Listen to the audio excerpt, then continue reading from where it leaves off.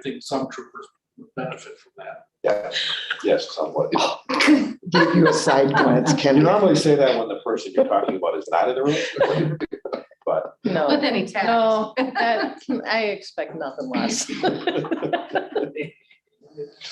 Do we have enough state troopers for this region? No. Or are we still down? We're close to full. We're short one in this county. you definitely need more though. Yeah, this Okay. county, I think Was that- Sean will still needs one, Thank you. Okay. You're awesome. and I It think was Marathon is short Good one. game. I am ready. But for this region, Right. we're pretty close, close to full. Thanks. The time is 10:06, January 13th. I'll call this meeting to order. Then we have a roll call. We have a couple people online. Just so everybody knows, medical examiner went on a call. I have a couple things to bring up for her call. Tony Kemnitz from the state. He's running a little late, but he will be here. We'll put him towards the end. Open meeting statement. This meeting and all other meetings of this commission are open to the public. Proper notice has been posted and give that citizens may be aware of the time, place, and agenda of this meeting. 4, approve or amend the minutes from our third quarter meeting of 2021.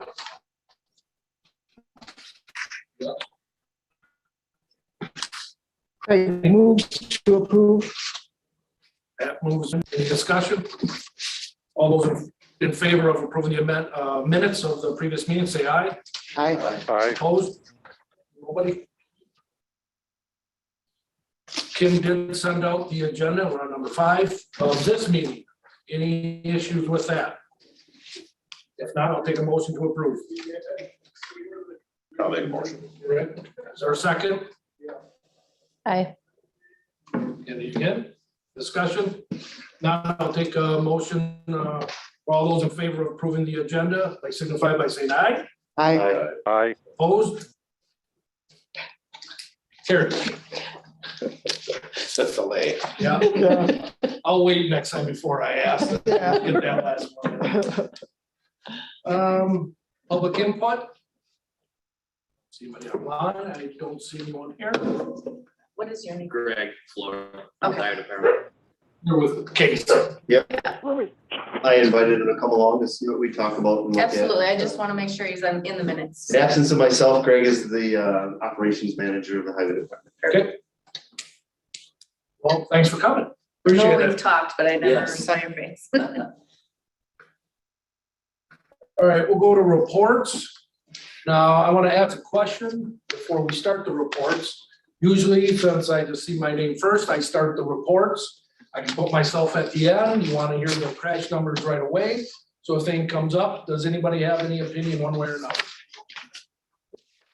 Let's run away from messing with it. Good icebreaker, yeah. That's how we'll put that. So up on the screen, I know some people online probably can't see it. I will go over the fourth quarter numbers, crash data for Waupaca County, and this does include all cities and everything within Waupaca County.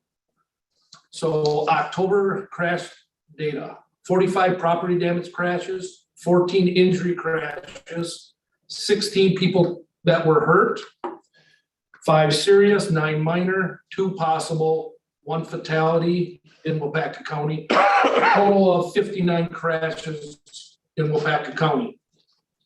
We'll discuss the fatals after the numbers. November, 61 property damage crashes, 13 injury crashes, 20 people that were hurt total, 4 serious, 8 minor, and 8 suspected, 0 fatalities for the month of November, 74 total crashes. December numbers, 95 property damage, 17 injury crashes, 26 people hurt, 5 serious, 13 minor, 8 suspected. Quarterly numbers, property damage crashes 201, 44 injury crashes, 62 people hurt, 14 serious, 30 minor, 18 possible, 3 deaths in the fourth quarter. 245 total crashes for the fourth quarter in Waupaca County. And since this is the fourth quarter, I will give the total crashes for Waupaca County for the year, that at least that has been reported to the state. 631 property damage crashes, 164 injury crashes, 222 people hurt, 50 serious, 120 minor, 52 suspected, and 9 deaths in Waupaca County for a total of 796 total crashes. Rick, your numbers, what you You got? must include car deers in some of those. The injuries and stuff. Possibly. Yeah, because your numbers are just a little higher than what I have. You don't even do deer crashes at all? Okay. No, because probably, well, you guys used to take car deer reports at every car. Correct. Then you Now cut way back, we- now it's like if the vehicle's disabled or something. Yeah, there's a couple criteria where we'd go and we might complete it. So that number gets really skewed from, because I think one year you guys were like in the range of what, 400, 500, 600 car deers. Yeah, It absolutely. was ridiculous numbers. Yeah, So they skewed all the numbers.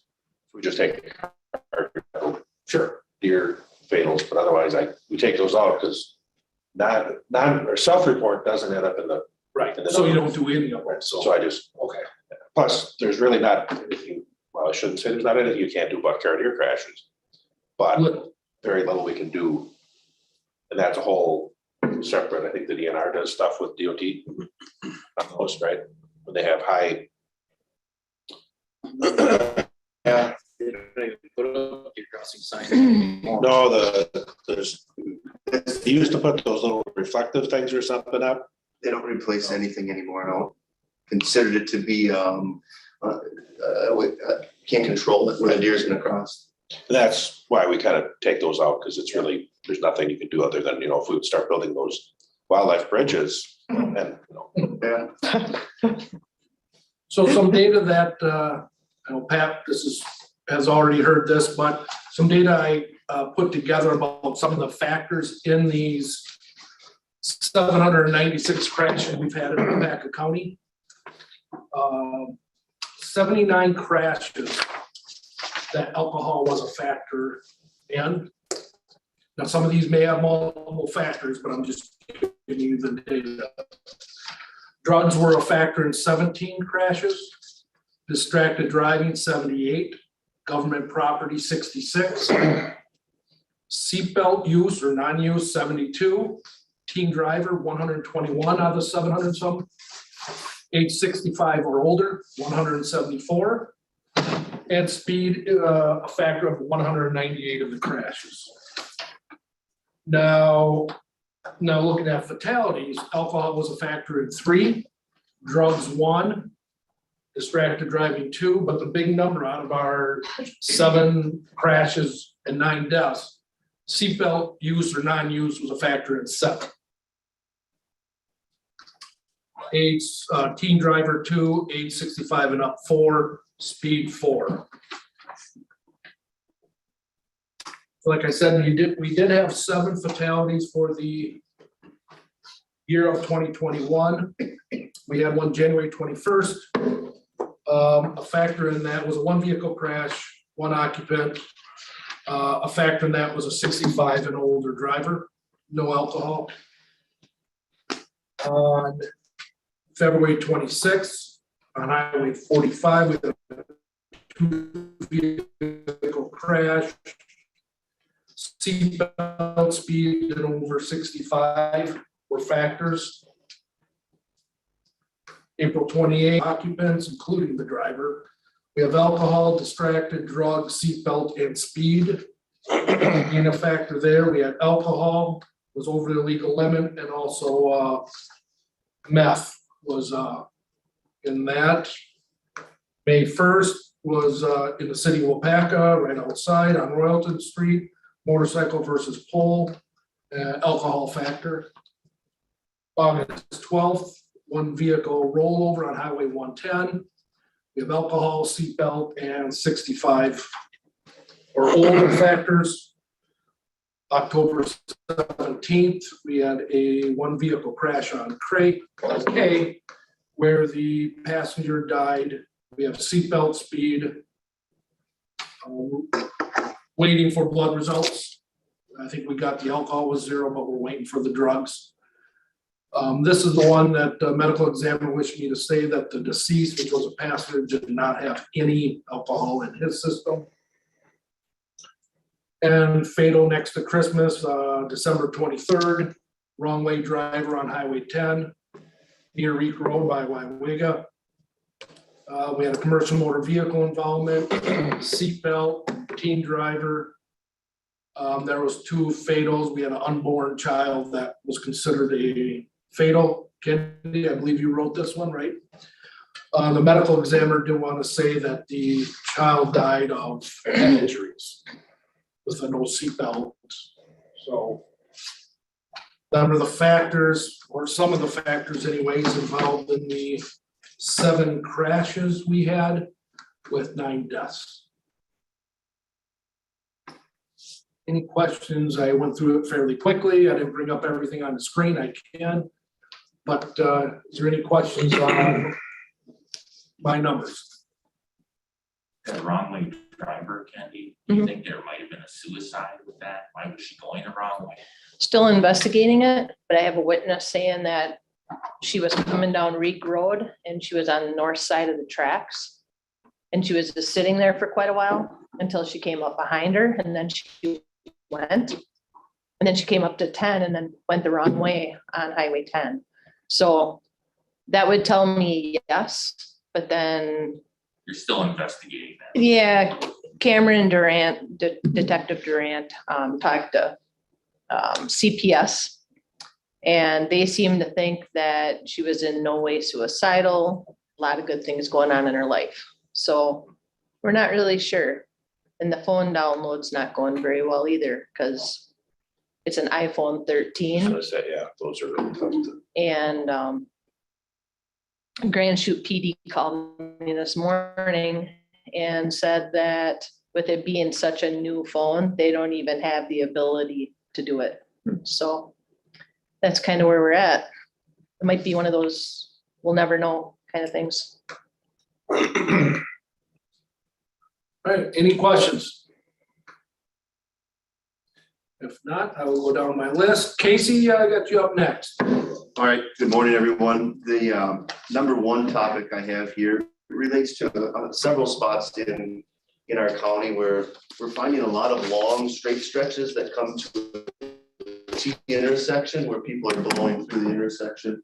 And the gentleman that lives at the intersection of State Highway 110 and County Highway G wanted me to bring it up to a committee, a group like this. And so I promised him I would.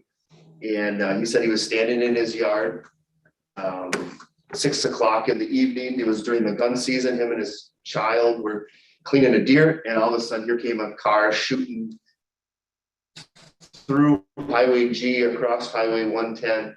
He says, this has happened multiple times now. Is there anything that we can do as a county? I said, well, it involves a state highway, county highway. On our behalf, we're putting in 2 stop ahead signs and some stickers up down the posts to try. The driver alcohol was involved, and to try to grab their attention ahead of time. We've just touched on the subject of maybe we want to redefine some of our rumble strips in Waupaca County. I know that there's 9, 10 sets of them that over time have just gotten chip sealed. They just aren't as loud as they once were when they were originally with a machine and grind them back in because the pavement has been worn out. And so I'm looking at ideas right now of going around. Obviously, we're trying to look for funding, but something that I can go around and take at least 10 spots where there's these long straight stretches where rumble strips once were in good shape and repave them and regrind them back in would be the ultimate brand new pavement, because examples are, State Highway, County Highway X and State Highway 110. We can't go back in and just grind those back in because the rumble strips have deteriorated so bad. So if there's safety funding, anything of that nature, maybe we can put a bigger project together around the county and redefine some of these rumble strips. Some people like them, some people think that they're, okay. They definitely are in a fog, you know where you're at most of the time. But we've seen a lot of accidents at long straight stretches where it comes to a T intersection, people are blowing through them. So that was the one at Highway 110 and G. The other number 2 item I have here is just, I asked Kim to kind of show a video, or not a video, a photo, or I think we have it in our packet here. It's a vehicle that was on State Highway 110. And this happens all the time. I just picked on this one instance as a discussion point. And I don't want to overstep my bounds. And I know Supervisor McClone doesn't either, but if we see something that's unsafe on the highway, we're going to call it in and ask for, can the vehicle get removed? And 9 times out of 10, the Sheriff's Department, State Patrol has worked with the owner of the vehicle, and there's a plan in place. And in this situation, and Joe, you're welcome to speak in, but you had called me, asked to see if I could get it removed. I called dispatch. Dispatch says we have a plan in place. It can get removed tomorrow. It did get removed the next day. The vehicle was about 6 feet off of the white line in the middle of winter. If it was a snow event, I would have asked for it to get taken out right away. But I don't want to overstep my bounds and tell people they need to be hauling vehicles away if that's not my role. So that it's just open discussion, and sometimes you see stuff and you mention it and then you leave it alone, but this one didn't get addressed as soon as I think Supervisor McClone would have liked to have seen it. So I put it on as an agenda item to talk generally about the topic on removing disabled vehicles. One thing I seen, this vehicle you can see has no plates. I've seen a pattern in Waupaca County right around this time where there was vehicles by Banky's Bridge on State Highway 22, no plates, same sticker. Another one by the roundabout, no plates, same sticker in the back.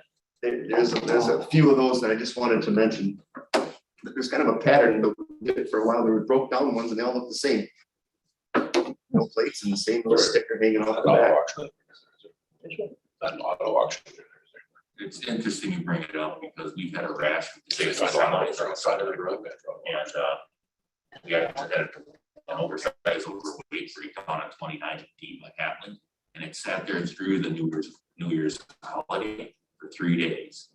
The lieutenant at Freight, I guess, down for State Patrol Burger, had commented that there is a statute that allows law enforcement to have those vehicles removed at the owner's expense. But it's tenuous. How, and I'm asking our management, at what point, what type of road, what situation would we actually invoke that statute and have that thing removed by somebody else? So that same statute, I would assume apply to these situations. Sure. I know Milwaukee's looking at this. Vehicles with no tags and unregistered, just their issue is they'll stop. The car will pull over like this and the driver will take off on them. Well, technically, if you look at the statute, that is legally parked. It's not just, there's plenty of traffic way through there and et cetera. So they're currently looking at that with the AG's office to try and see if there's a way to have an ordinance or something that they would just be able to tow it. Yeah. Because they're saying that, but I know we had, when I worked for Fond du Lac County, we had a thing with the State Patrol that you could keep a vehicle on the interstate for 2 hours, was it? Mhm. And then it had to be towed. And we tried to come up with a policy. We did come up with one that was similar to that for all county roads and state roads. Because we would deem things like that to be a hazard if they were on any part of the paved portion of the roadway. Sure. But I don't know if that ever held merit or. We had it and we would call them, and if you couldn't get a hold of them, like here, how do you get a hold of the owner? If you run the VIN, it probably belongs to somebody. Car dealer, yeah. Well, if it's a car dealer, you're lucky because they'll tow it right away if they actually own it. But would be a private person that sold it for a long time. Right. And that's why I was asking her, we used to get a lot of them for the auto auction. By the way, they drive them so far and then all of a sudden, and they have a dealer plate on it. It's no- And then as they're driving back, and usually they run 41. Driving back to Milwaukee, the car would die, they'd take the plate off. Because they're just the magnetic things. And then they drive away and it's like, well, This one at night is as a black vehicle going 65 down the road and boom, there it is right on you. It tends to create it, just the way it was kind of I cockeyed. think the statute is what, 500 feet? And the reflectors on the vehicle are normally about 500 feet. Casey, I'll look into it. If they put a sticker on there for 24, it should. But Yeah, okay. Is there a regulation that, or a policy that we have, how long a car can sit by the side of the road? I don't think so. Because the same thing happened one time on 2254, car parked there. So when I went to church, there it was. Then the next day when I came to county board, oh, there it was. Well, you know, and so I finally asked, you know, like the sheriff's department, and they said, well, we'll check into that. And guess what? It was then gone. So I have no clue why it was there, but people had over a day to retrieve it. And normally people do. You want to get your car. I know at one point I checked on this and Okay. I said that it was far enough off the roadway. And I just assumed that they were gonna come pick it up at some point, but Oh. I know that I did check on it. Okay. No, I mean, I know Statute that says people 48 hours. do it, but it's like, people, you can't leave them there forever. Yeah. That's what those stickers are. Around those cars. If you run out of gas, the sheriff can find slap a sticker on it. It gives you so much time to get the car. Right. That's all. Yeah. It's everything. I just got a quick Well, maybe question. it's 48. If it were to be snowing and one was abandoned, that'd be another. Well, if it's a traffic hazard, that's different too, though. Okay. Or a hazard in some way. Mhm. And I believe that's the statute we're referring to, because like the broken down mobile home in Hatley, he was into lane number 1 and county highway had to actually close lane 1 for 3 days. Oh, How far do they have to be off the road, Kent? I'm not sure exactly what it is, but Doesn't really say. it doesn't really say, but yeah, I mean, He's far enough. yeah, when I went by, granted, when I checked on it, I was going the other way. And I did notice that it was kind of cockeyed a little bit, but it looked like it was far enough off the highway from where I was looking at it. And I said, you know, it's fine where it's at right now. So And aren't we sort of required, or does the automobile have to be occupied? When we see something sitting on the side of the road, we're supposed to move to the left lane so that we don't go past it? supposed to, yep. I thought so. Thank you. Other than that, from the highway department, we have the high-risk rural roads project that's taking place on County Highway E in the year 2023. And primarily the design is done. We met with all of the landowners, at least offered them for a public information meeting.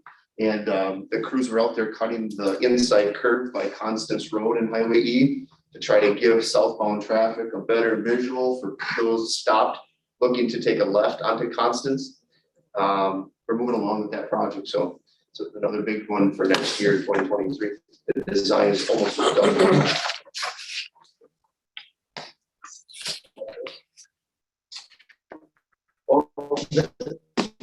And then up on the screen, this is a request from supervisor on the highway committee, Lee Mock. He said when he goes to Hortonville, he sees the digital speed limit sign that flashes how fast you're going, and he, being from the Marion area, owning the gas station at 45 and 7th Street, we've had a few fatalities over the last couple of years. He was suggesting to us that we get the discussion started at least about putting this somewhere near Belmo Road in Shawano County as you're coming from the 2-lane into the 4-lane where cars just tend to pick up. And then look at another one, maybe by the old Marion Wayside or something like that, just to let people know how fast they're cruising through the city of Marion area. That was his idea. I'll speak to that in our report, Casey. Okay. That's up to Becky now. All right, any questions for highway? I was just gonna say, if there's that one area where they're always dumping vehicles, posted no parking. Yeah. I mean, that's Probably a simpler thing. You know, did you say it's by a bridge or something, or? Well, the three that I witnessed over the holidays were all in different spots, but just right around the roundabout in Waupaca, all within 3-4 miles of it. Seems to be a common meeting place. If you get like a place where they always seem to dump them, just park it, mark it, no parking. Sure. That's easy, because that's an immediate tow. Or at least gives you the ability to immediately tow it. All right, Becky is not gonna join us today. Like I said, Emmy Wagner, I already said, she's busy. I gave pretty much what she was gonna say. District Attorney Isherwood. Good morning. I Morning. don't have anything new to add, except law enforcement is certainly keeping my office busy, That's good. sort of. Any questions for the district attorney? Thank you, Ronnie. Perfect, thank you. This is Casey. One thing that kind of, Ronnie, this is Casey from the Highway Department. Can you hear me? Yes, She's muted herself. This might be more of a human resources discussion, but I've had one of my equipment operators who plows Highway 10 be involved in accidents through the last several years. Got rear-ended, wasn't his fault, got hit on the wing. People are just driving crazy. But by him being in those accidents and not at fault, his insurance company dropped him. And now him and his family are looking for insurance. So at some point, he's not gonna wanna be out there anymore. If that's something that's a legal discussion or non-legal discussion, I would like to talk to someone about it to protect my employees' Have him interest. check those crash reports, because they should note that he was on duty as a highway employee. His wife, Those do not apply to insurance, because I had 3 fleet crashes. his wife is the city of Waupaca's PD. She works there, she's an officer. But actually check the crashes, because I don't know what it would say for They're highway just worker. private, Yeah, so- It's, It should say yeah, like on duty or something. It was on duty for. Yeah. Right, so those should not count. because I know. officers are involved in crashes and they're, it doesn't affect their insurance. It shows up on their driver's license, but it shouldn't affect their insurance. Correct. Correct. yeah. Who should they talk to? Their insurance company? Pull the crash reports first. Yeah, look at the crash Yeah. report.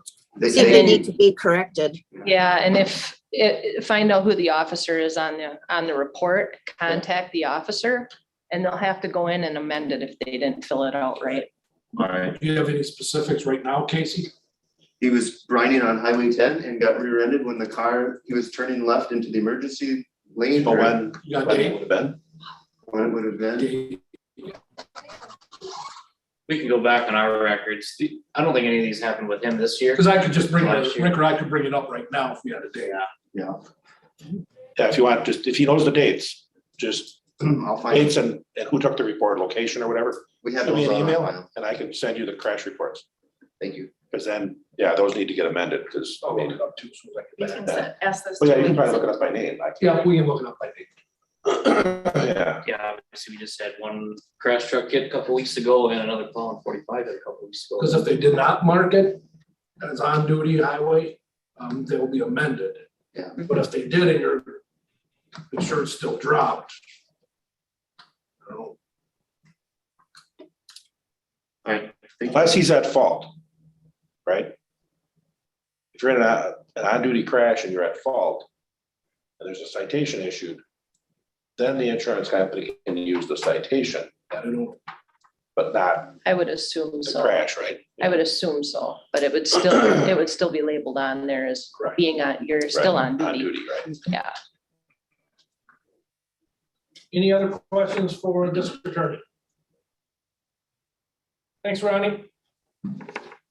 That,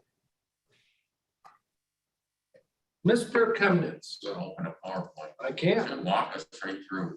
I haven't been here in person for so long, I wanted to give you a nice slideshow.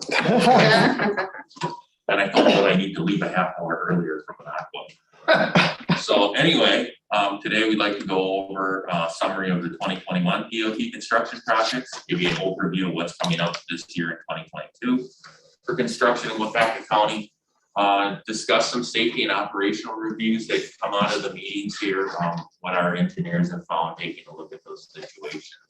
And then discuss any other items of interest that we have. Click one. All right, you're the clicker. All right, Dan. So for 2021, just to recap what happened last year in construction, we spent over $100 million on over 70 construction projects on state and U.S. highways in our 18-county region. Our central region is basically from Portage up to Hurley, either side of the 5139 corridor, those counties associated there. Waupaca County in 2021 had 3 projects totaling a little under $4 million. Touch base on those.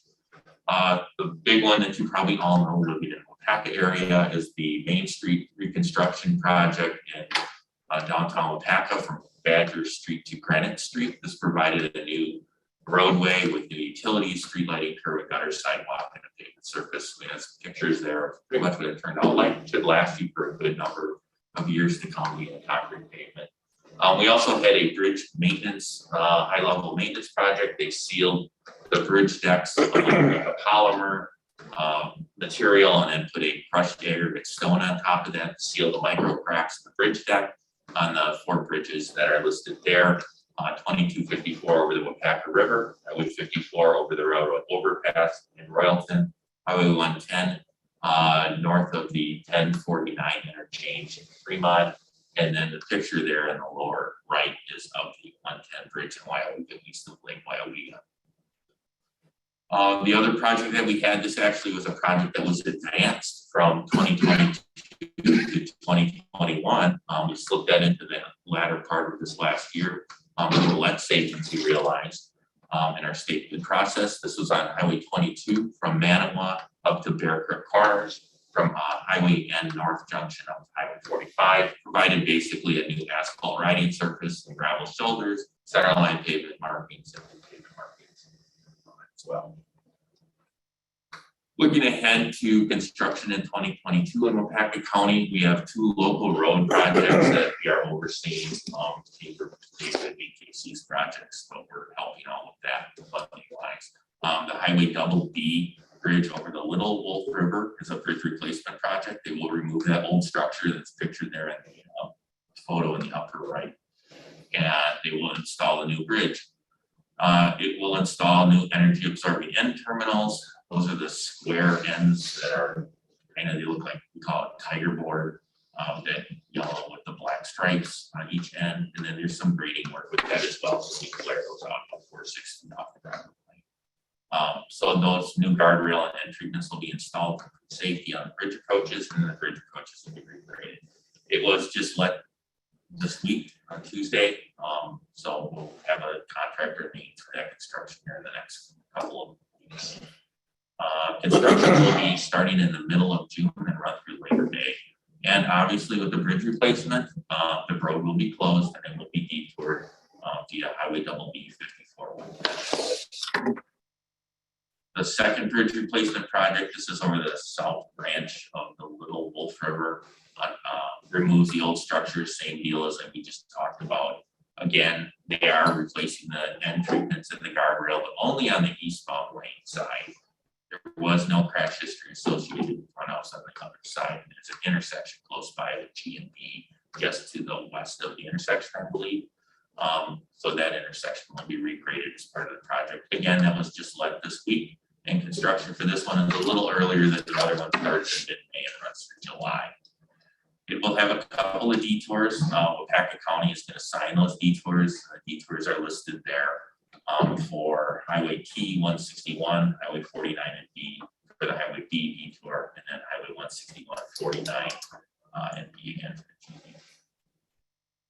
the GD. The DOT project that's on the books for 2022 construction is on Highway 49. This is a short-term mill and overlay project, about 4.5 miles of pavement resurfacing from Depot Street to south junction of 161 area. Mill variable depth basically give us an even cross slope on the roadway, 1 to 2 inches, provide a new asphalt surface coat of 1 3/4 inches That's why it's a short-term overlay, just to give us a little better surface, keep the water out of the gravel underneath, extend the life of the road.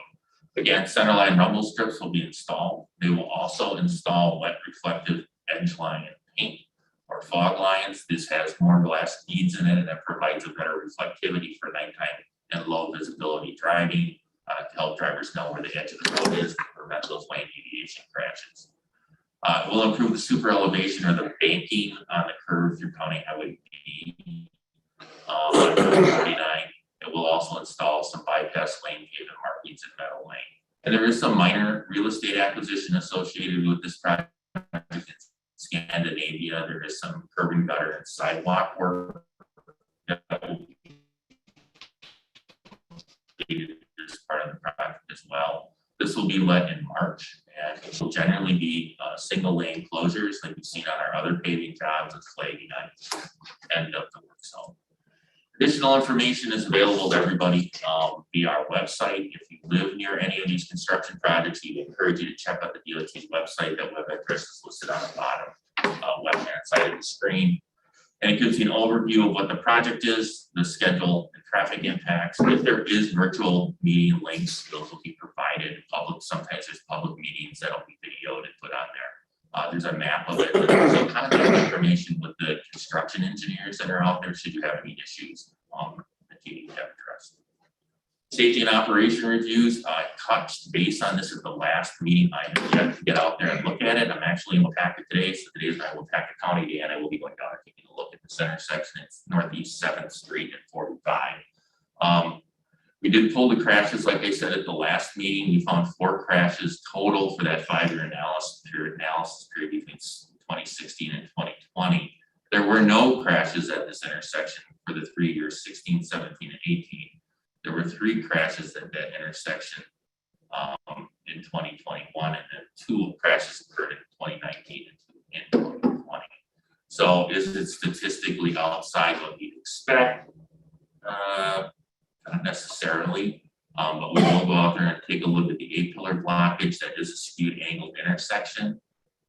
There are concerns about travel speeds out there, so we're going to go out there and conduct our own speed study and determine what those 85th percentile speeds are. I believe this is 55 miles an hour. Yeah. My guess is that people are probably pushing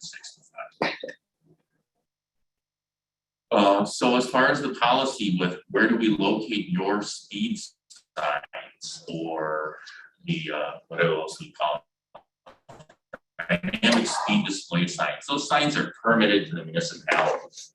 I read through our policy to see where they allow them to be installed. They're allowed to be installed in school zones. They're allowed to be installed where there's a reduction from 55 as you enter a community to a lower speed limit. So you go from 55 to 25 as you come into a small town somewhere. They are also allowed within work zone areas. So except for work zone dynamic speed display signs shall not be allowed on freeways or expressways, and US 45 in Marion is classified as an expressway. So by policy, Madison would not allow that sign to be installed on there. So that's what I was able to find out. Not probably the news you want to hear, but we do have a speed trailer we loan out to counties that would be able to be put out on the side of the road as well. So we can work with you on that. The other thing I had to share with the commission today is I did receive a request from a mother of a child that attends the Chain Exploration Center off of, I believe it's Drive there, road, and Highway 54 out by Tomorrow's Children. I did review this area back in 2012. Back when one of my first safety meetings here, we took a look at it. They wanted to crosswalk, I think, from Tomorrow's Children over there, and I was denied because of the speed of the road. All the children are actually driven or bused to that school. There is no walking. But this mother's concern is that as they're waiting to turn left, that people are speeding and approaching behind them very fast, and she's worried about getting struck from behind, and she waits to drop, to turn to go that way. The intersection design does provide a bypass lane on the left-hand or right-hand side, so if you're turning left, cars can go around you. So I think the concern really is that other drivers are distracted, and there's really not much we can do as a highway department about that. But we'll take the complaint and we'll look into it. She did ask about reducing the speed zone. I looked into that. That does not make the criteria either. It is a design statutory 55-mile-an-hour road. It's designed for 60-mile-an-hour travel speed. So that they can put a request in, it would have to come through the school or the town of Farmington. And she said Farmington doesn't seem to be moving in that direction. So I have no request to lower the speed limit formally. And I think we looked at this just a couple of years ago. We had a citizen concern, wanted those extra lanes as turn only lanes. Right. Was that issue of somebody pulling out.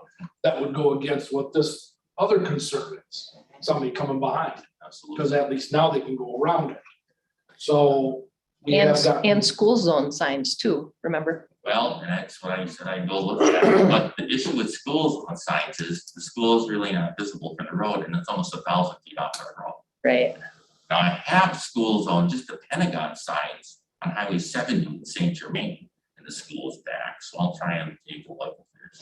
Didn't they put some in? I thought they, Did they with the project? I don't remember. I kind of feel like there are some school zone signs now, but there Well, used to then, not be.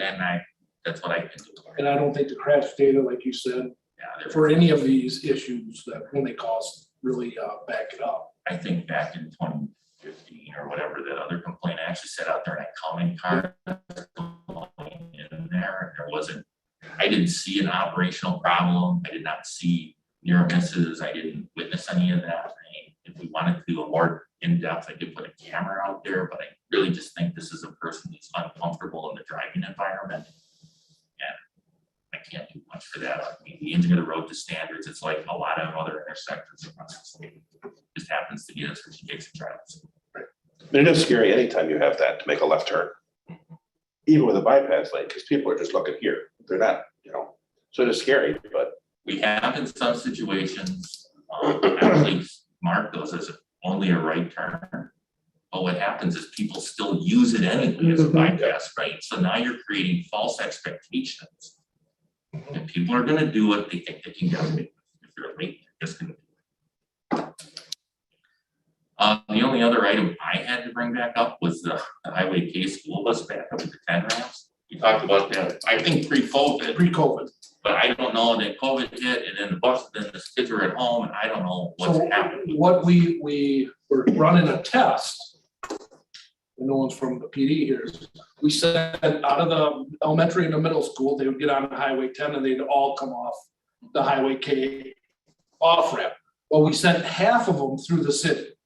So they would not hit Highway 10 as a test, because I think the PD was not a big fan of sending them buses downtown or through the city. That was a test. Then I looked at it or whatever, a year after, they're still doing it. And they're still doing it. Is there So still that- backup still? No. So this eliminates. And it takes away the officer that would always be at the end of the ramp. They're not even there. So what PAC is not working at? So the test that we did seems to be working, because I haven't heard a word from them. Then I'll take it off my workload. So it took off half the buses off of Highway 10, and I haven't seen, nor have had anybody tell me buses are backed up on the Highway 10 by doing that, so. And it's the really- buses get out onto 22 southbound on their own. It comes down to a school bus routing decision. Correct. And that's, we did it as a test, and I don't think we bring it up unless there's issues, but it's been a couple of years. It's a lot better than what it was, right, 5 years ago. Right, because they would be on Highway 10 stopped. And that's just my contact information for commission membership, general public, if you have questions on speed, safety issues, reach out to me. My counties are in blue, you see, I've got a lot of them. Thank you.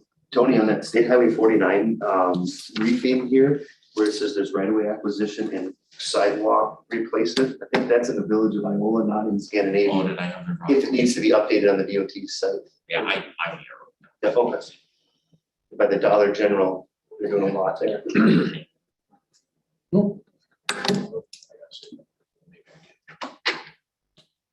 I can just.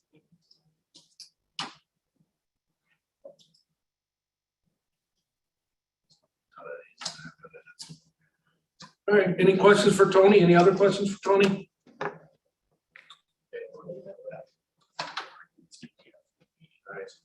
All right, if not, Mr. McClone, anything for the commission? I think Casey handled it very well about that abandoned vehicle between Highway 22 and Churchill, which was on US 10. I saw the people standing beside of it about 12:30 one day, and the next day at 12:30 it was still there. So that's when I called Casey, and he got into it. And then the following day I go through there again, and the vehicle's still there, and it's only about 4 or 5 feet off the pavement.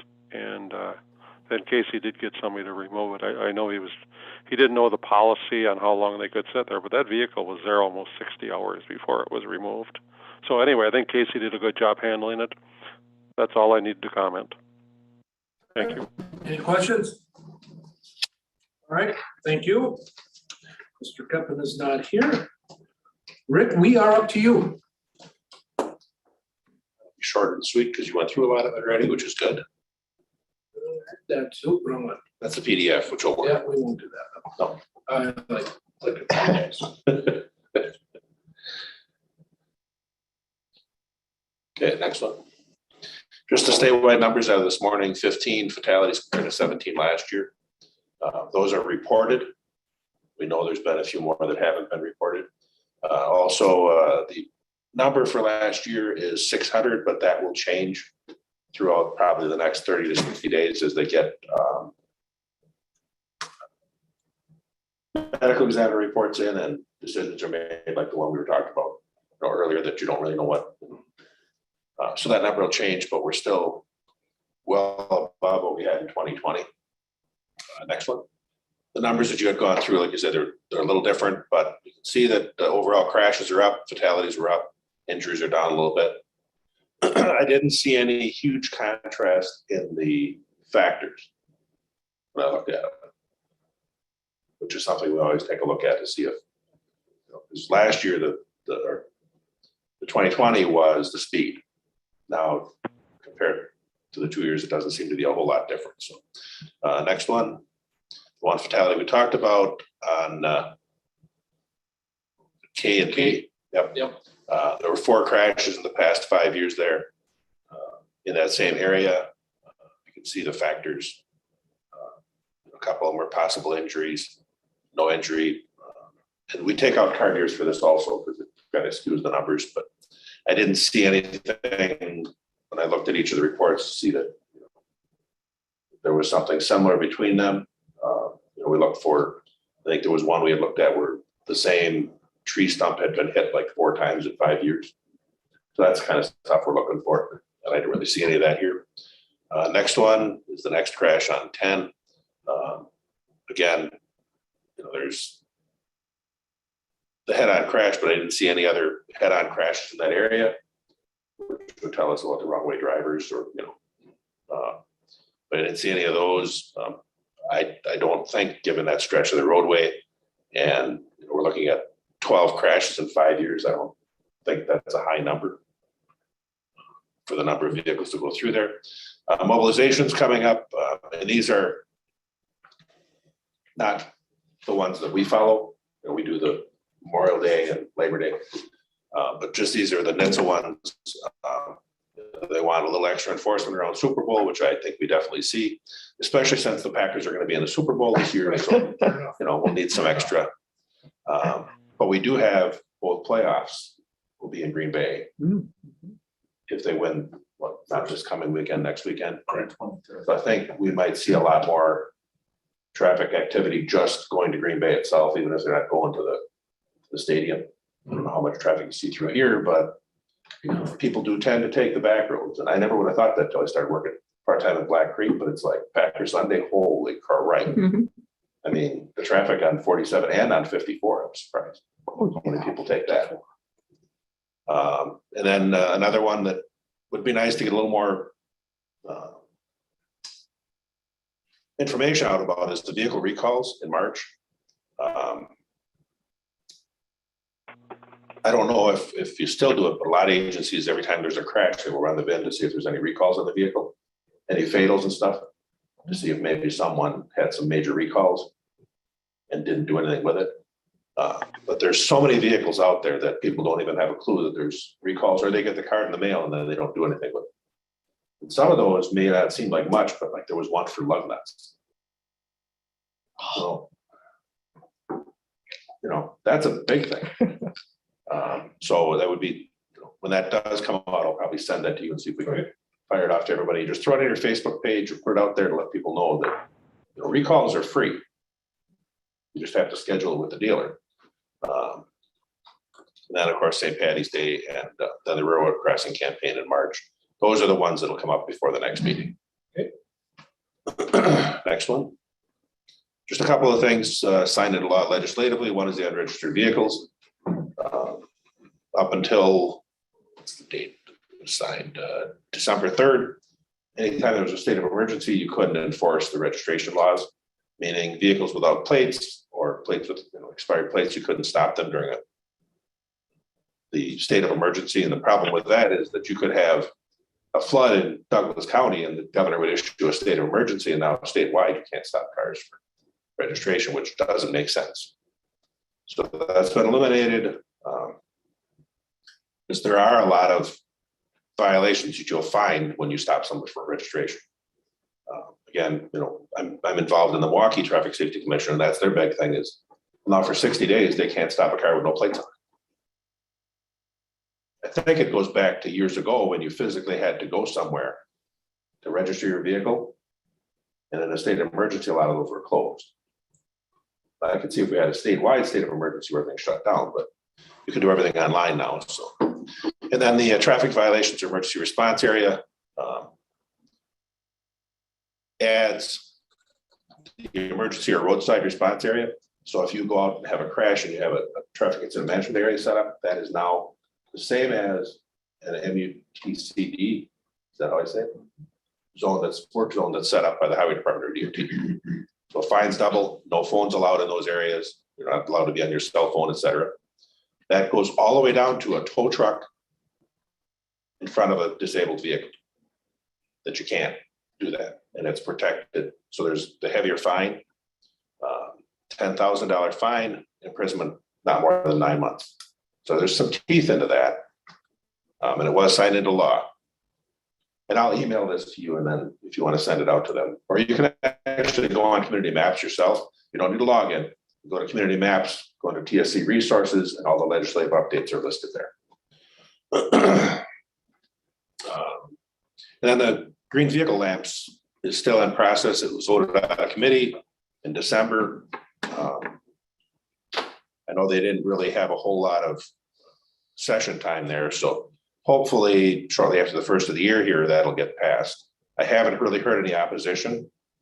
I know, was it Washington County is the test county? I think it was Washington County had a manufacturer that equipped their trucks with the green lights or something, diodes with their LED lights. Sonos are red with the yellow amber ones, but I don't know about the green. The green is, I haven't seen more green ones already around.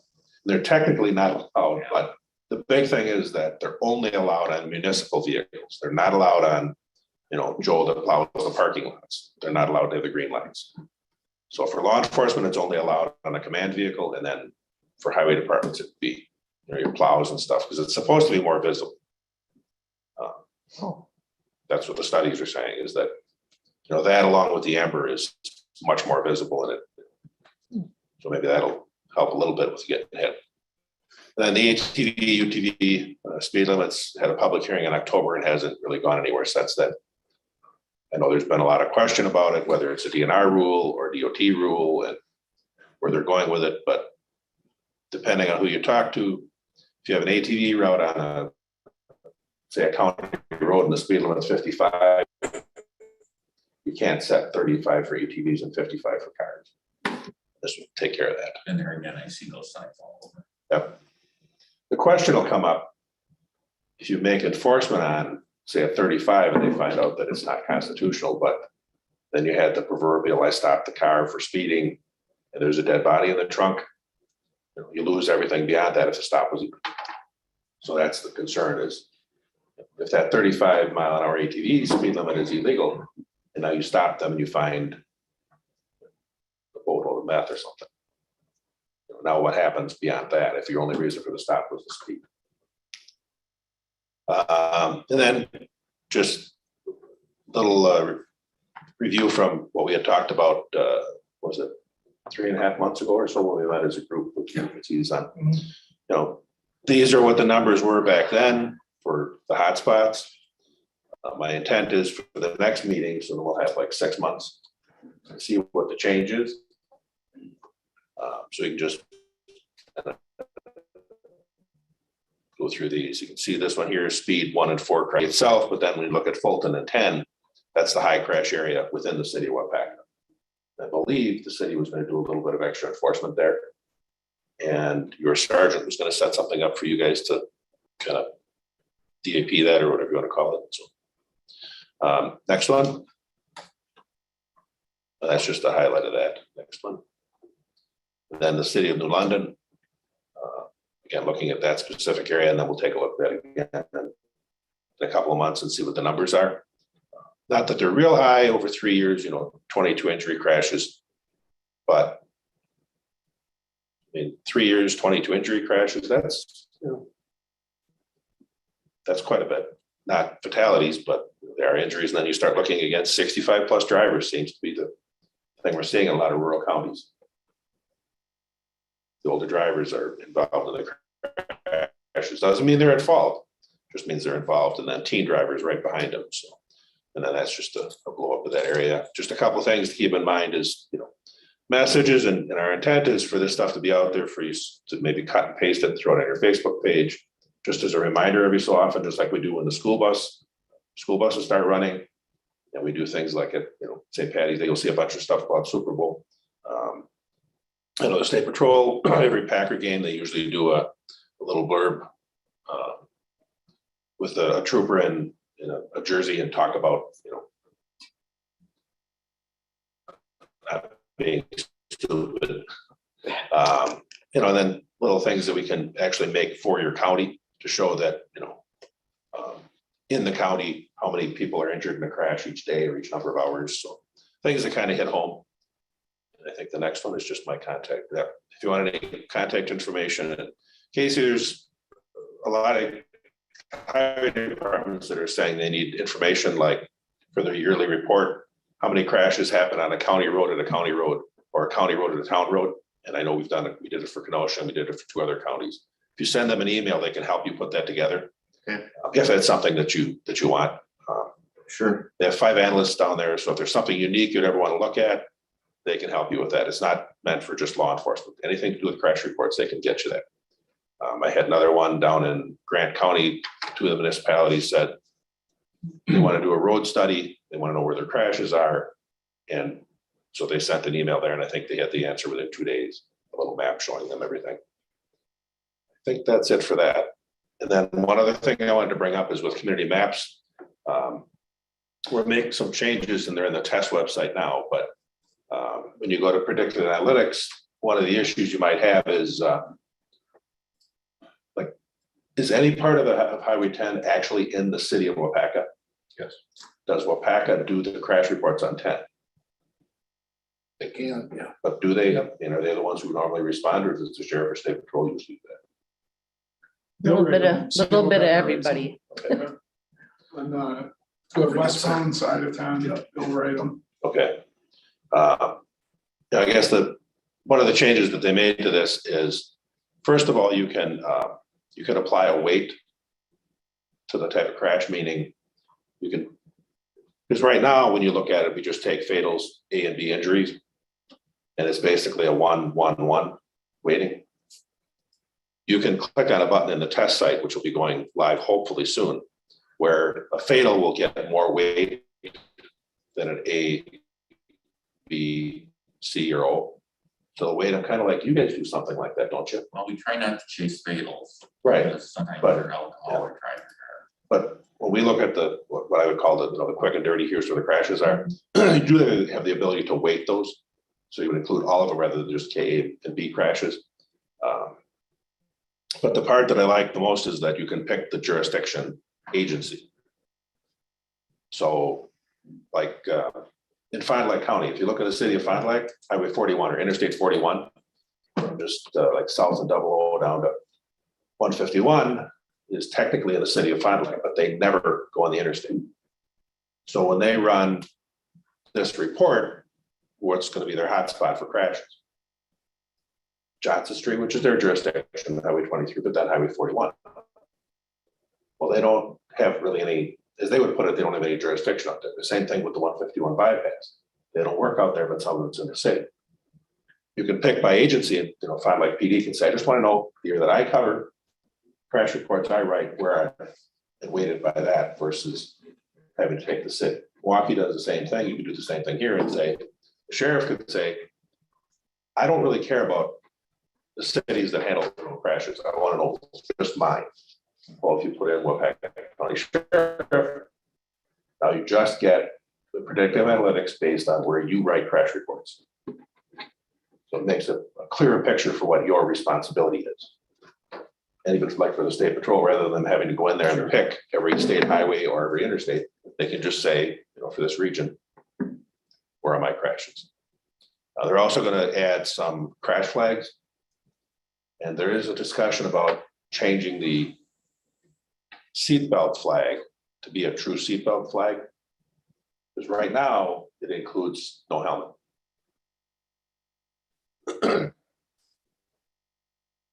So it's seatbelt is actually safety equipment. They're talking about splitting those so that you get a flag for not having a helmet on and a separate one for seatbelt, because there is a big difference there. And if there's, we are still, I'm still pushing for them to add the road condition as a factor, because I think that's something that Public Works and Highway Department should look at weekly. They should pull it up, and you can pick when the crash reports were submitted. So you could say, okay, I looked last Monday. I'm going to look today.